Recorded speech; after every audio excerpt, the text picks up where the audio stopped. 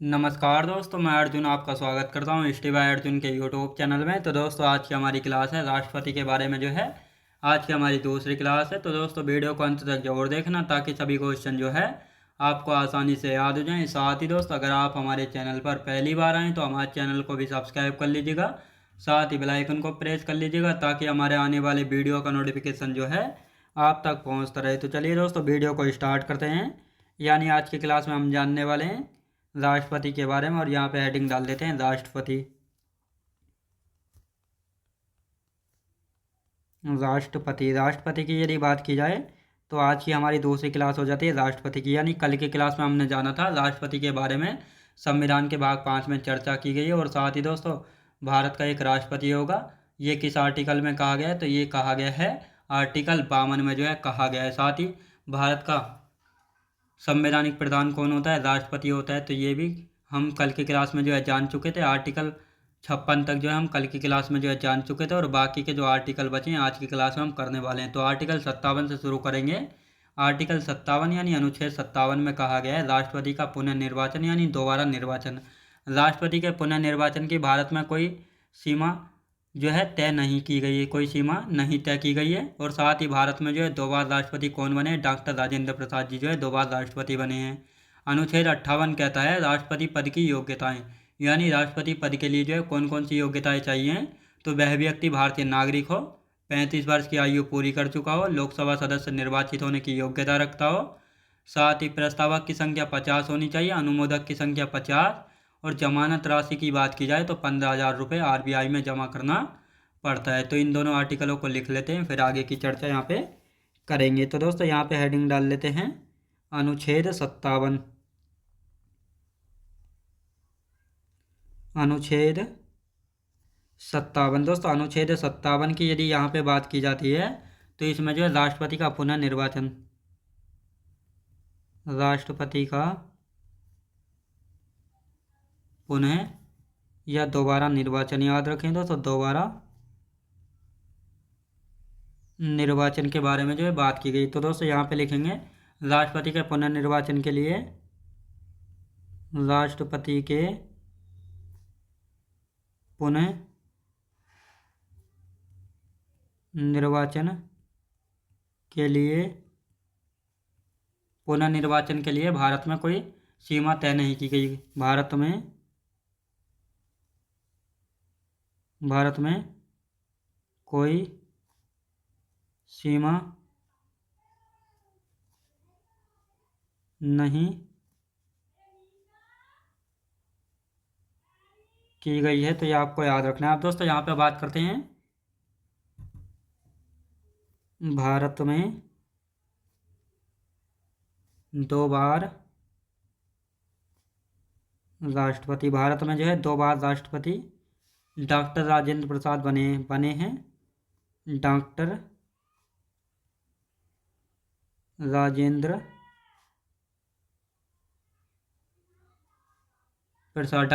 प्रसाद जो है बने हैं। तो ये आपको याद रखना है। अब दोस्तों, यहाँ पे हम बात करते हैं आर्टिकल 58 की। आर्टिकल 58 की यदि बात की जाए तो इसमें जो है किसके बारे में बात की गई? आर्टिकल 58 में जो है राष्ट्रपति पद की योग्यताएं, यानी राष्ट्रपति पद के लिए जो है कौन कौन सी क्वालिफिकेशन होनी चाहिए, तो इसके बारे में बात की गई आर्टिकल 58 में। तो लिखेंगे राष्ट्रपति पद की योग्यताएं, राष्ट्रपति पद की योग्यताएं, राष्ट्रपति पद की योग्यताएं। तो दोस्तों, यहाँ पे लिखते हैं वह व्यक्ति भारतीय नागरिक हो, वह व्यक्ति जो है भारतीय नागरिक हो। और साथ ही दोस्तों, यहाँ पे हम बात करते हैं 35 वर्ष की आयु पूरी कर चुका हो, 35 वर्ष की आयु पूरी कर चुका हो, 35 वर्ष की आयु पूरी कर चुका हो, 35 वर्ष की आयु जो है पूरी कर चुका हो। तो ये आपको याद रखना है। आप दोस्तों, यहाँ पे बात करते हैं लोकसभा सदस्य निर्वाचित होने की योग्यता रखता हो, लोकसभा सदस्य निर्वाचित निर्वाचित होने की योग्यता रखता हो। तो ये आपको याद रखना है। आप दोस्तों यहाँ पे बात करते हैं अनुमोदक। अनुमोदक अनुमोदक की यदि बात की जाए तो 50 सदस्य होने चाहिए। 50 सदस्य जो है होने चाहिए। अब दोस्तों यहाँ पे हम बात करते हैं प्रस्तावक की। तो प्रस्तावक कितने होने चाहिए? 50 सदस्य जो है होने चाहिए। कितने? 50 सदस्य जो है होने चाहिए।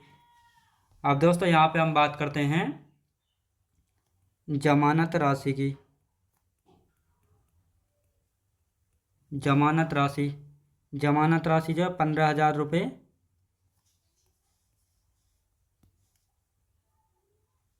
15,000 रुपये आरबीआई में जो है जमा करना पड़ता है। आरबीआई में जमा करना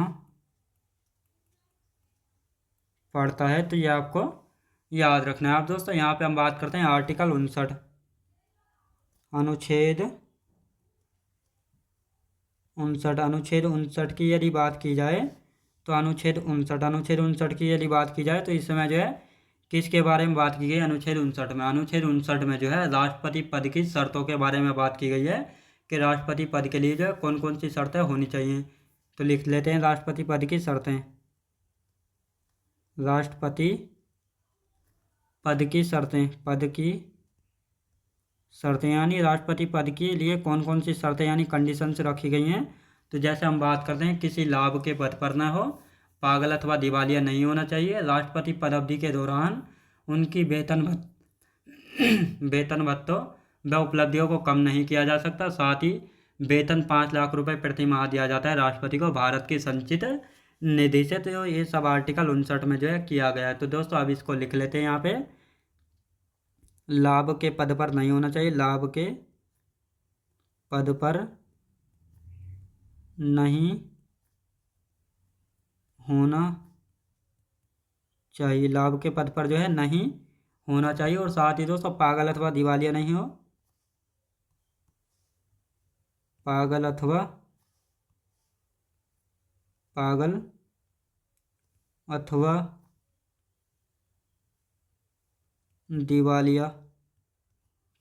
दिवालिया नहीं होना चाहिए। पागल अथवा जो है दिवालिया नहीं होना चाहिए। अब दोस्तों यहाँ पे हम बात करते हैं राष्ट्रपति पद अवधि के दौरान राष्ट्रपति पद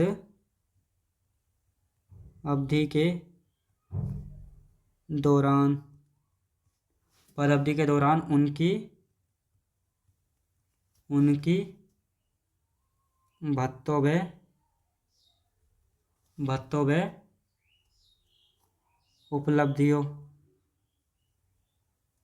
उपलब्धियों को कम नहीं किया जा सकता। कम नहीं किया जा सकता। याद रखें दोस्तों, कम नहीं किया जा सकता है। तो ये आपको याद रखना है। अब दोस्तों यहाँ पे हम बात करते हैं वेतन की। वेतन 5 लाख रुपए प्रति माह दिया जाता है भारत की संचित निधि से। भारत की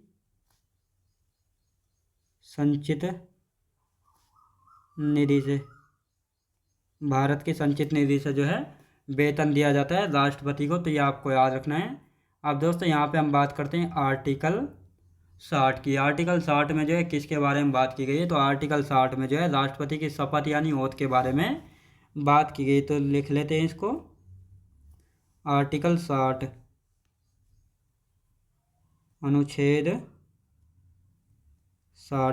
60 की यदि बात की जाए तो इसमें किसके बारे में बात की गई? राष्ट्रपति की शपथ के बारे में। राष्ट्रपति के शपथ के बारे में जो है बात की गई है आर्टिकल 60 में। अब दोस्तों यहाँ पे बात करते हैं राष्ट्रपति को शपथ सर्वोच्च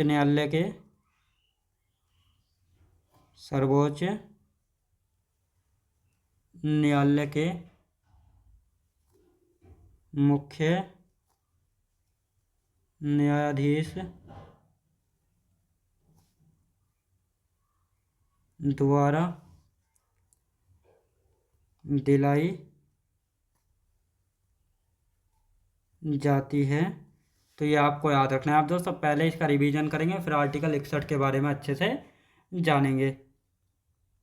तो दोस्तों यहाँ पे हम बात करते हैं आर्टिकल 57। आर्टिकल 57 की यदि बात की जाए तो इसमें जो है राष्ट्रपति का पुनर्निर्वाचन या दोबारा निर्वाचन के बारे में बात की गई है। यानी राष्ट्रपति को जो है पुनर्निर्वाचन के लिए भारत में कोई सीमा तय नहीं की गई है। याद रखें दोस्तों, कोई सीमा जो है तय नहीं की गई, यानी कोई सीमा तय नहीं की गई है। यानी कोई भी राष्ट्रपति जो है कितनी भी बार राष्ट्रपति का चुनाव लड़ सकता है और कितनी भी बार राष्ट्रपति जो है बन सकता है। तो ये कहा गया आर्टिकल 57 में। और भारत में जो है 2 बार राष्ट्रपति कौन बने हैं? डॉक्टर राजेंद्र प्रसाद जो है एकमात्र ऐसे राष्ट्रपति हैं जो कि 2 बार राष्ट्रपति चुने जा चुके थे। अब दोस्तों यहाँ पे बात करते हैं आर्टिकल 58 की। आर्टिकल 58 की यदि बात की जाए तो राष्ट्रपति पद की योग्यताएं, यानी राष्ट्रपति पद के लिए जो है कौन कौन सी योग्यताएं चाहिए। जैसे वह व्यक्ति भारत का नागरिक होना चाहिए, 35 वर्ष की आयु पूरी कर चुका हो, लोकसभा सदस्य निर्वाचित होने की योग्यता जो है रखता हो। यानी अगर कोई लोकसभा का सदस्य है तो वह अगर राष्ट्रपति का चुनाव लड़ना चाहता है तो पहले जो है उसको अपना लोकसभा के पद से जो है इस्तीफा देना होगा। उसी के बाद जो है वह राष्ट्रपति पद के लिए चुनाव लड़ सकता है। यानी लोकसभा और राज्यसभा के सदस्य हैं तो वह जो है अपने पद पर रहते हुए नहीं लड़ सकते हैं। तो ये आपको याद रखना है अच्छे से। अब अनुमोदक की संख्या 50 सदस्य है, प्रस्तावक 50 सदस्य और साथ ही जमानत राशि 15,000 रुपये। जमानत राशि की यदि बात की जाए तो 15,000 रुपये RBI में जमा करना पड़ता है। तो ये आपको याद रखना है। अब दोस्तों यहाँ पे हम बात करते हैं अनुच्छेद 59। अनुच्छेद 59 की यदि बात की जाए तो इसमें जो राष्ट्रपति पद की शर्तें, यानी राष्ट्रपति पद के लिए कौन कौन सी कंडीशंस रखी गई हैं। तो जैसे किसी लाभ के पद पर नहीं होना चाहिए, पागल अथवा दिवालिया नहीं होना चाहिए। पागल अथवा दिवालिया यानी दिमाग से थोड़ा संतुलन का खराब नहीं होना चाहिए, यानी दिमाग का उसका संतुलन ठीक होना चाहिए। दिवालिया सा मतलब ऐसा है, यानी कोई व्यक्ति अगर बैंक से लोन लेता है, अगर उसको वह नहीं चुका पाता है, अदा नहीं कर पाता है, तो बैंक जो है उस व्यक्ति को दिवालिया घोषित या बैंक करप्ट जो है घोषित कर देती है। तो ये होता है दिवालिया। अब राष्ट्रपति पद अवधि के दौरान जब राष्ट्रपति अपने पद अवधि पर होते हैं तो उनके भत्तों एवं उपलब्धियों को कम नहीं किया जा सकता है। तो ये कहा गया है। वेतन की बात की जाए तो राष्ट्रपति को वेतन 5 लाख रुपए प्रति माह दिया जाता है भारत की संचित निधि से। कहाँ से? भारत की संचित निधि से दिया जाता है। आर्टिकल 60 की यदि बात करते हैं तो इसमें राष्ट्रपति की शपथ के बारे में बताया गया, यानी राष्ट्रपति को जो है शपथ दिलाई जाती है आर्टिकल 60 के तहत। तो इनको शपथ कौन दिलाता है? सर्वोच्च न्यायालय का मुख्य न्यायाधीश द्वारा राष्ट्रपति को शपथ दिलाई जाती है। तो ये आपको याद रखना है। अब दोस्तों यहाँ पे बात करते हैं आर्टिकल 61। आर्टिकल 61 की यदि बात की जाए तो इसमें जो है राष्ट्रपति यानी भारत के राष्ट्रपति पर महाभियोग की प्रक्रिया के बारे में बताया गया है। यानी अगर कोई राष्ट्रपति संविधान का अतिक्रमण करता है तो उस पर जो है महाभियोग चलाकर जो है उसको उसके पद से हटाया जा सकता है। अब ये महाभियोग की प्रक्रिया है क्या?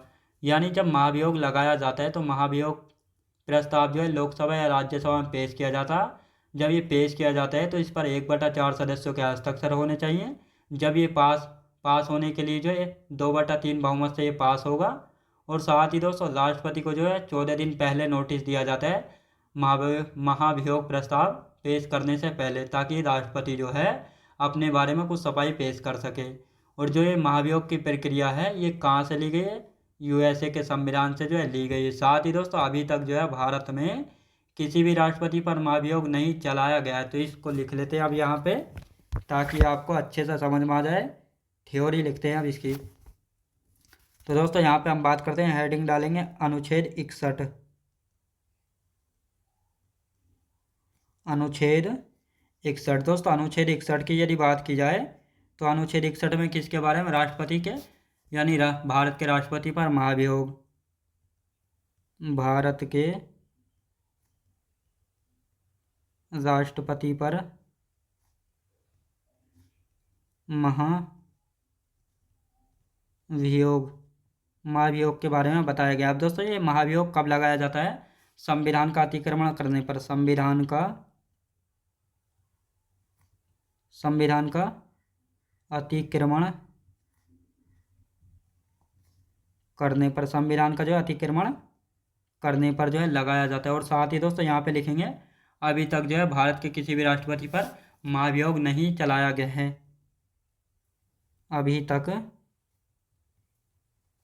भारत के किसी भी राष्ट्रपति पर महाभियोग नहीं चलाया गया है। अब दोस्तों यहाँ पे लिख लेते हैं यानी महाभियोग। महाभियोग की यदि बात की जाए, जब ये महाभियोग प्रस्ताव किया जाता है, प्रस्ताव पेश किया जाता है लोकसभा व राज्यसभा में, तो इस पर जो है दोस्तों राज्यसभा में पेश किया जाता है। तो इस पर जो है 1/4 सदस्यों के हस्ताक्षर होना चाहिए। 1/4 सदस्यों के हस्ताक्षर यानी सिग्नेचर जो है हों। और साथ ही दोस्तों जब ये महाभियोग प्रस्ताव पास होता है तो इस कितने बहुमत से पास होता है? 2/3 बहुमत से पास हो, 2/3 बहुमत से पास हो। तो ये आपको याद रखना है। अब दोस्तों यहाँ पे बात करते हैं यानी राष्ट्रपति को जो है ये महाभियोग प्रस्ताव लोकसभा या राज्यसभा में पेश करने से पहले 14 दिन पहले राष्ट्रपति को नोटिस दिया जाता है, नोटिस दिया जाता है ताकि वे अपनी सफाई पेश कर सके। और साथ ही दोस्तों ये महाभियोग की प्रक्रिया कहाँ से ली गई है? यूएसए के संविधान से। यूएसए के संविधान से जो है इसको संविधान से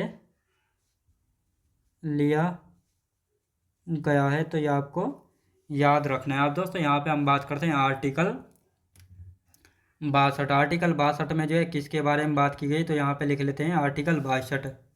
तो आर्टिकल 62 की बात करते हैं तो इसमें जो है राष्ट्रपति पद की रिक्ति भरने के लिए चुनाव कराने का समय, तो इसके बारे में लिखेंगे दोस्तों। यहाँ पे हेडिंग डाल लेते हैं अनुच्छेद 62।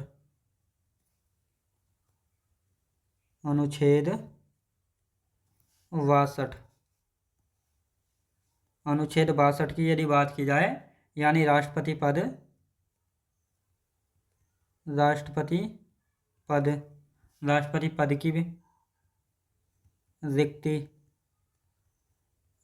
पद की रिक्ति भरने के लिए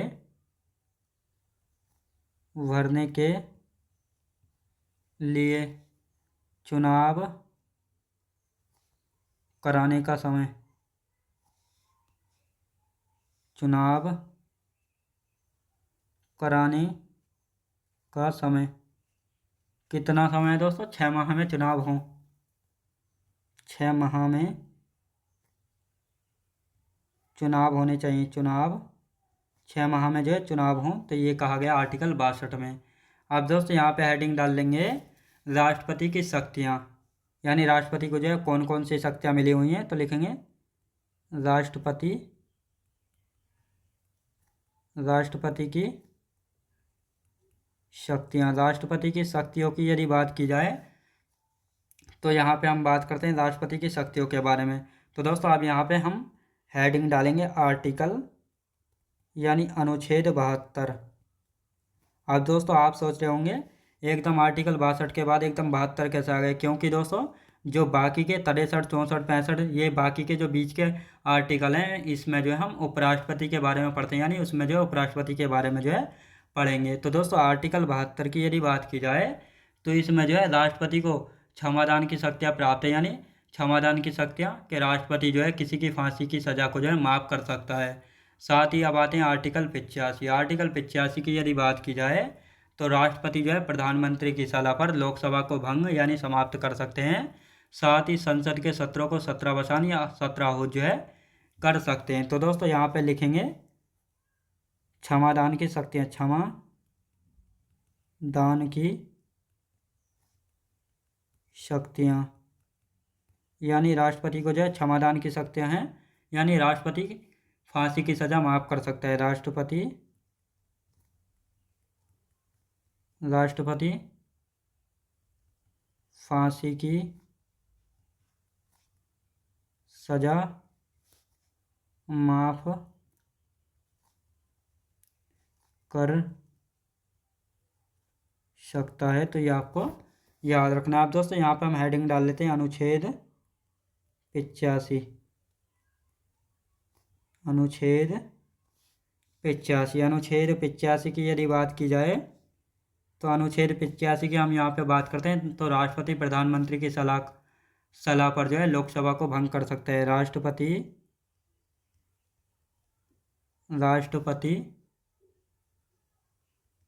प्रधानमंत्री की सलाह पर लोकसभा को भंग कर सकता है। लोकसभा को भंग कर सकता है। तो ये आपको याद रखना है, कर सकता है। तो ये आपको याद रखना है। अब दोस्तों यहाँ पे हम बात करते हैं संसद के सत्रों को 17 में 17 आहूत कर सकते हैं। संसद के सत्रों को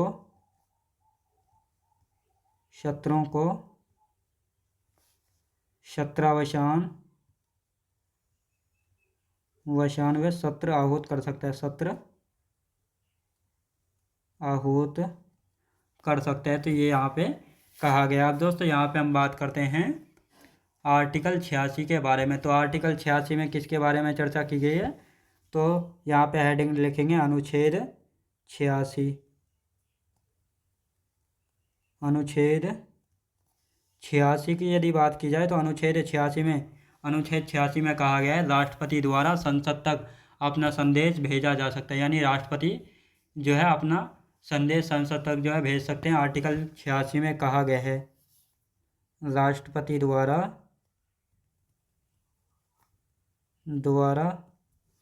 संसद तक अपना संदेश भेजा जा सकता है। संसद तक अपना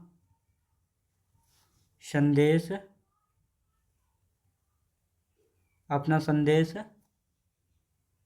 भेजा जा सकता है। तो ये आपको याद रखना है। आप दोस्तों यहाँ पे हम बात करते हैं आर्टिकल 87 की। अनुच्छेद 87 की यदि बात की जाए तो इसमें जो है किसके बारे में बात की गई? अनुच्छेद 87 में। तो इसमें राष्ट्रपति संसद में अपना विशेष अभिभाषण दे सकता है। राष्ट्रपति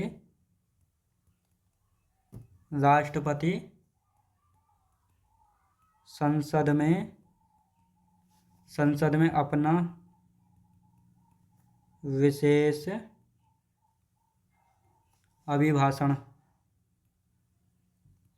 अभिभाषण दे सकता है। याद रखें दोस्तों, ये कहा गया आर्टिकल 87 में।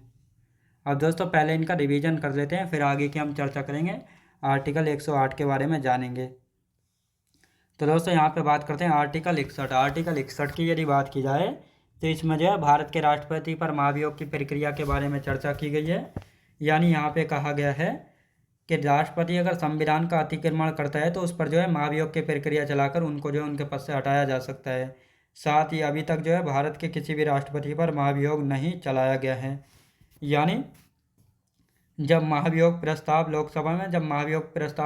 पास करना होता है तो लोकसभा या राज्यसभा में पेश करने के लिए 1/4 सदस्यों के हस्ताक्षर होना चाहिए।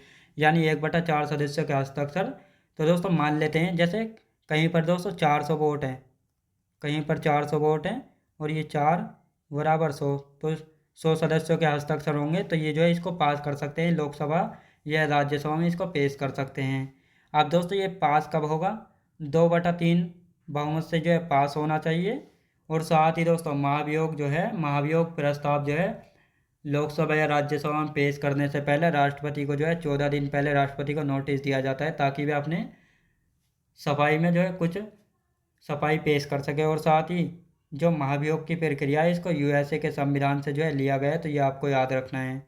अब दोस्तों यहाँ पे हम बात करते हैं आर्टिकल 62। आर्टिकल 62 की यदि बात की जाए तो इसमें कहा गया है राष्ट्रपति पद की रिक्ति भरने के लिए चुनाव कराने का समय कितना होता है, 6 माह में चुनाव हों, तो ये आर्टिकल 62 में कहा गया है। अब आते हैं दोस्तों राष्ट्रपति की शक्तियाँ, यानी राष्ट्रपति को कौन कौन सी शक्तियाँ मिली हुई हैं। तो आर्टिकल 72 की हम बात करेंगे। इसमें क्षमादान की शक्तियाँ, यानी राष्ट्रपति को क्षमादान की शक्तियाँ प्राप्त है, यानी राष्ट्रपति जो है किसी की फांसी की सज़ा को माफ़ कर सकता है, यह आर्टिकल 72 में कहा गया है। आर्टिकल 85 की यदि बात की जाए तो इसमें राष्ट्रपति जो है प्रधानमंत्री की सलाह पर लोकसभा को भंग या समाप्त कर सकता है, संसद के सत्रों को सत्रावसान या सत्राहूत जो है कर सकता है।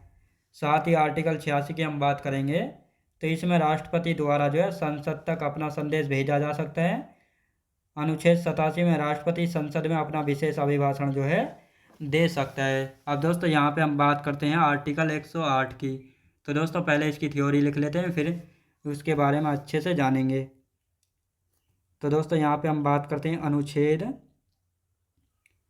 108। अनुच्छेद 108 की यदि बात की जाए तो अनुच्छेद 108 में जो है किसके बारे में चर्चा की गई, तो यहाँ पे देख लेते हैं।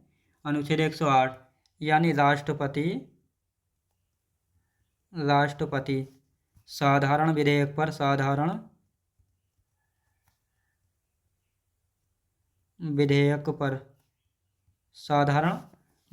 पर संयुक्त अधिवेशन बुला सकता है, संयुक्त अधिवेशन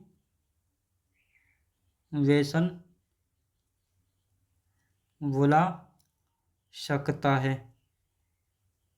अब तक जो है क्या बार बुला चुका है, अब तक कुल 3 बार संयुक्त अधिवेशन बुलाया जा चुका है। अब तक कुल 3 बार संयुक्त अधिवेशन बुलाया जा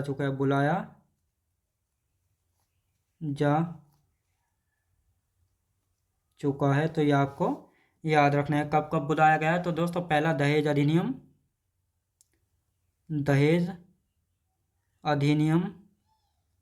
1961 में बुलाया गया था।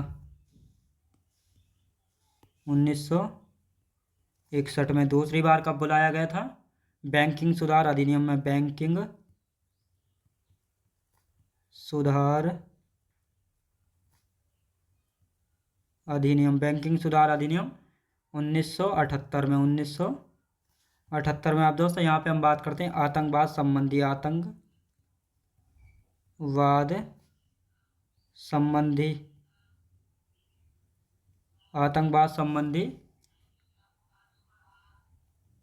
अधिनियम 2002 के तहत, तो ये आपको याद रखना है। आप दोस्तों यहाँ पे बात करते हैं, यानी आर्टिकल 108 कहता है राष्ट्रपति जो है साधारण विधेयक पर संयुक्त अधिवेशन बुला सकता है, और अब तक जो है 3 बार संयुक्त अधिवेशन बुलाया जा चुका है। कब कब बुलाया गया था, तो दहेज अधिनियम 1961 में, बैंकिंग सुधार अधिनियम 1978 में, आतंकवाद संबंधी अधिनियम 2002 में जो है बुलाया गया था, तो ये आपको याद रखना है। तो दोस्तों आज की क्लास जो हमारी यहीं तक रहेगी, और इससे आगे के जो आर्टिकल बचे हैं उनको हम कल की क्लास में कंटिन्यू करेंगे। तो दोस्तों मैं उम्मीद करता हूँ आपको वीडियो क्वालिटी, कंटेंट वगैरह सभी कुछ आपको पसंद आया होगा। पसंद आया तो लाइक शेयर और सब्सक्राइब करना बिल्कुल भी ना भूलें। साथ ही दोस्तों अगर आप हमारे चैनल पर पहली बार आएँ तो हमारे चैनल को भी सब्सक्राइब कर लीजिएगा, साथ ही बेल आइकन को प्रेस कर लीजिएगा, ताकि हमारे आने वाले वीडियो का नोटिफिकेशन जो है आप तक पहुँचता रहे। चलिए दोस्तों मिलते हैं नेक्स्ट वीडियोज़ में।